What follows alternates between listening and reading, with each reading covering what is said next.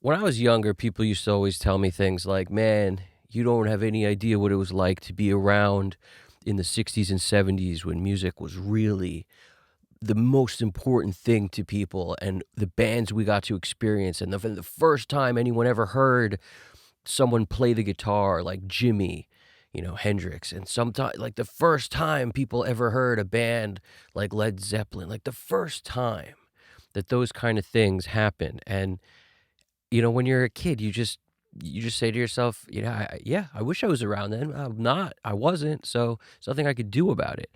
I just find it amazing that so many years later, now I'm in a place where I find myself reminiscing about what it felt like to get a CD.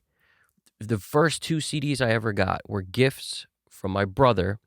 On my birthday, he got me Abbey Road and Led Zeppelin 4. Now, I can't tell you what it felt like to put those CDs on. I played them constantly. I became so attached to those CDs.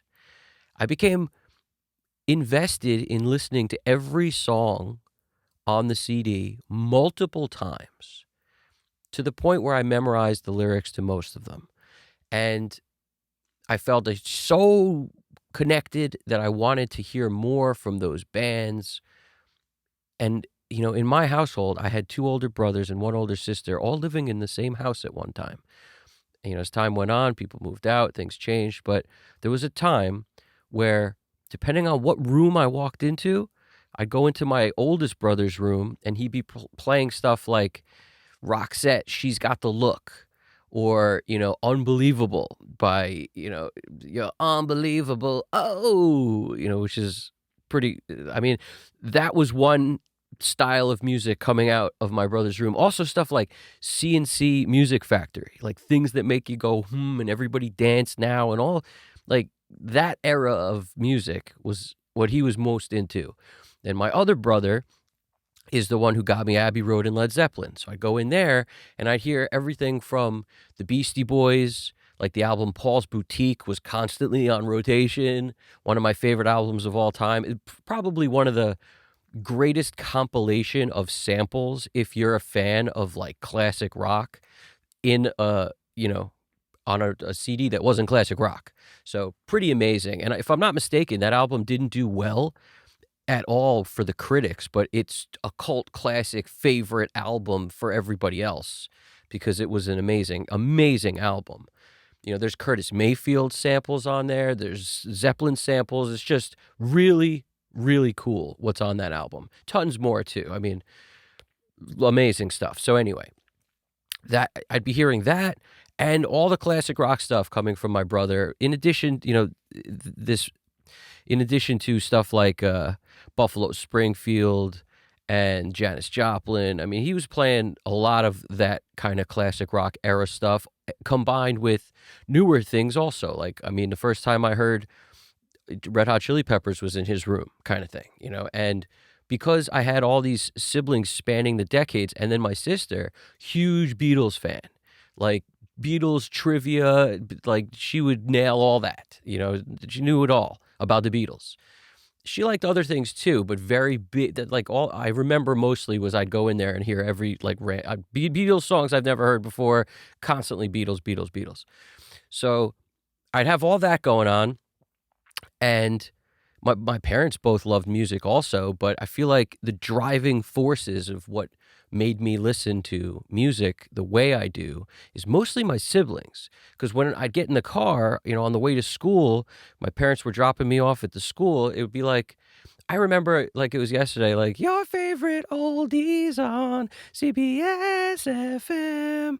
That was the always on. And I remember thinking like, my dad must not care that much about what he's listening to because it's always on the same station all the time. And it's like, I don't ever remember him being so into what he was listening to. It was just he just put it on and just started driving. Like he wasn't changing the CDs on the way to work or he wasn't doing any of that. So I recall, the things he did like, he had a few favorites. Hoyt Axton, I've never heard that until my dad played it. And, he was a big Johnny Cash fan, Hoyt Axton, stuff like, John Fogerty, he loved Credence, so like he had his taste too. And some of that like bled into what my brother loved also, the one that's closer in age to me was the one who gave me, it's still 8-year difference, but his stuff, his taste spanned the gamut. The reason I am aware and know as much music as I know is not because I was left up to my own devices. It's because I was played a lot of this stuff by my siblings and was able to, especially my brother that's 8 years older than me, because it made me kind of look at it from a point of view of wanting to accept it into my palate of this is good, because he was like, check this out, it's so good. He went to one of the Ween, he saw Ween a few times, and one of the Ween concerts he went to, I believe he said, they got up there and was like, we're going to play every song we ever wrote, and it became a 4.5-hour concert or something crazy. And I listened to so many of those Ween albums, and I'm a huge Ween fan, and that stuff is kind of out there. He also followed Fish around for a long time. So, like, music was a big part of his life, and only from a listener's point of view. He never really played an instrument, which I find kind of interesting. He picked up the bass a little bit, tried to mess around with the bass, never really connected with it that much. That was like, he doesn't have a bass around him. He doesn't have an instrument around him. And for like a year or so, I remember there was a bass in his room, and his buddy who played, and was very proficient at playing, kind of tried to get him into it. I don't think he ever vibed with it.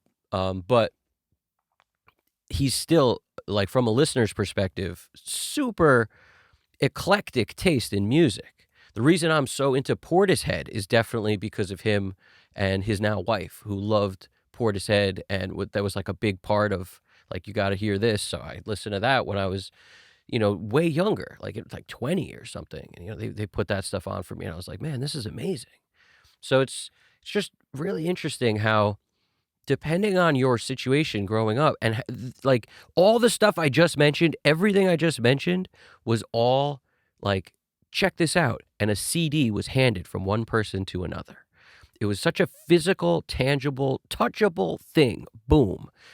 And I think as a result, we had this closeness to music that allowed you to like be one with it because you could touch it.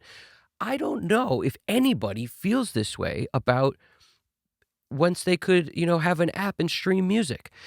Does anybody out there have stories like this that are anything like this that have to do with when you got your first subscription to Spotify? Like, is it out there? Like, do people really feel this way at all? I'm curious. If it's out there, let me know. Throw it in the comments, because I wonder if anyone's ever felt this same way when you had access to everything because your parents gave you a gift of $9.99 a month. Maybe they, or whatever it costs now. I don't even know. But the point is, whatever that is that you pay for to listen to your music on your streaming service, I'm sure at some point some child and kid who is interested in music, their parents gave them something like, here, check this out. Maybe it was an iTunes gift card or something. Do you feel the same way when you download a single for, $1 or $1.99 or whatever it is? Do you feel that way? Do you feel it when you got a subscription? Is there any connection that's so deep where you need to know more, you need to get more invested? It winds up making it such a huge stamp and imprint on your life. Does that exist? I wonder, man. I really do. And if it doesn't exist, then that's a shame, and it's sad a little bit, because it's almost, things change through time no matter what we do. But I wouldn't be the same person if I didn't grow up in a place where I could be like, hey, can I borrow that CD? I really want to hear that song you were playing that starts with the rain. I remember this like it was yesterday. I was a little kid, and it was, my brothers were home. It was just me and like two brothers. I was like, hey, can I borrow that CD that starts with the rain? And my brother's like, what are you talking about? What do you mean? And I was like, the one, with the guy with the deep voice who starts with the rain. And I was like, okay. And he knew exactly what I meant. And he handed me the Doors, and I put on Riders on the Storm in our living room hi-fi system thing. I had to stand on three, like a step ladder kind of thing, 3-step thing, and get up there. I could barely see, and I'd hit eject, and I'd put the CD in, and all of a sudden, the rain would start, and do like that which sounded like Layla just now, but you get what I'm saying, that "Riders on the Storm" with the keyboard kinda intro thing that starts it, that cool walking down thing. So, so cool. I just remember moments like that, that for all sorts of different genres.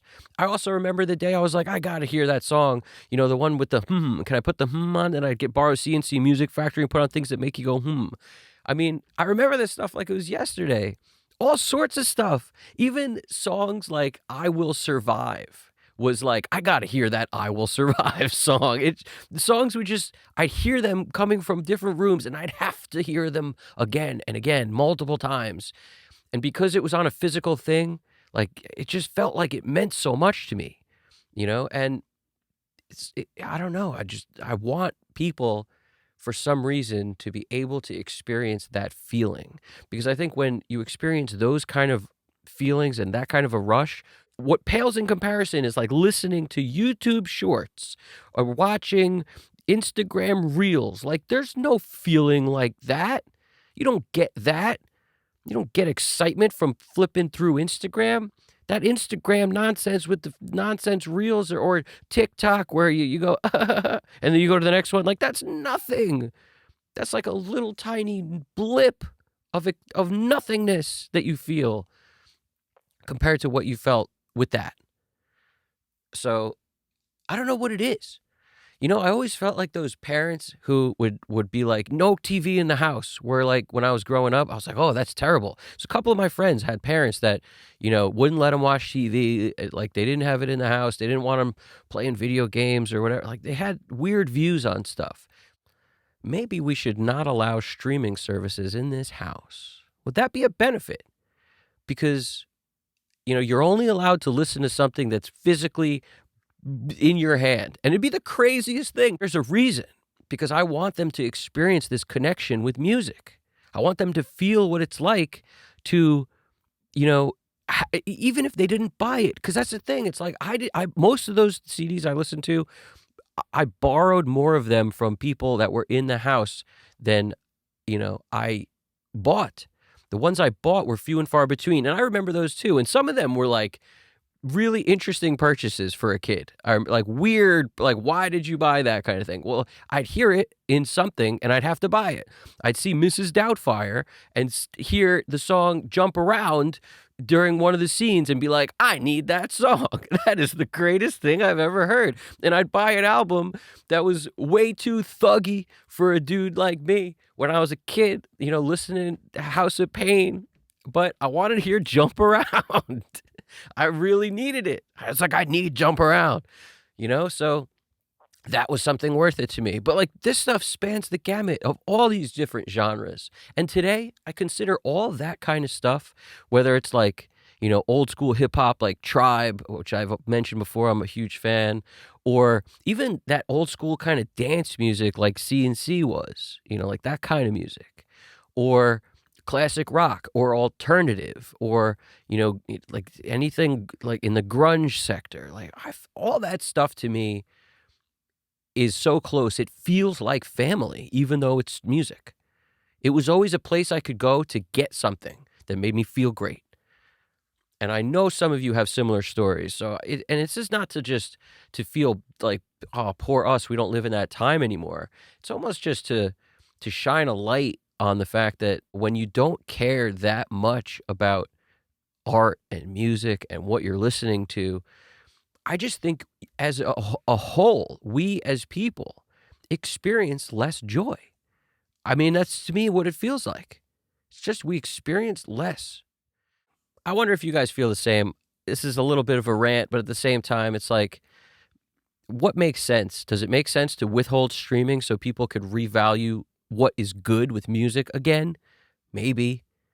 I mean, it doesn't benefit artists at all who are coming up. It benefits the big guys, really only the big guys. If anybody doesn't know how that works, they break up the pie in order of the biggest guys get the most, the little guys get almost nothing from that stuff. It's not an even split of you get, a certain amount of streams, you get a certain amount of payment. It's like whatever money is there, the pot breaks down in shares, and who's ever going to oversee or know whether that's right or wrong? Like, you would never know. The fact that you could just listen to anything all the time and it costs like very little and the artists get paid so little, it's just like, man, is this broken?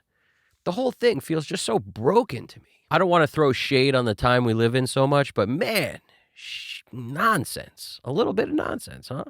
Throw something in the comments that has to do with your feeling and of how you used to feel when this stuff happened. And if it's a time before CDs, I'm curious about that too, because I'm sure it was different and probably better, because the trend I see is it just keeps getting worse and worse and worse.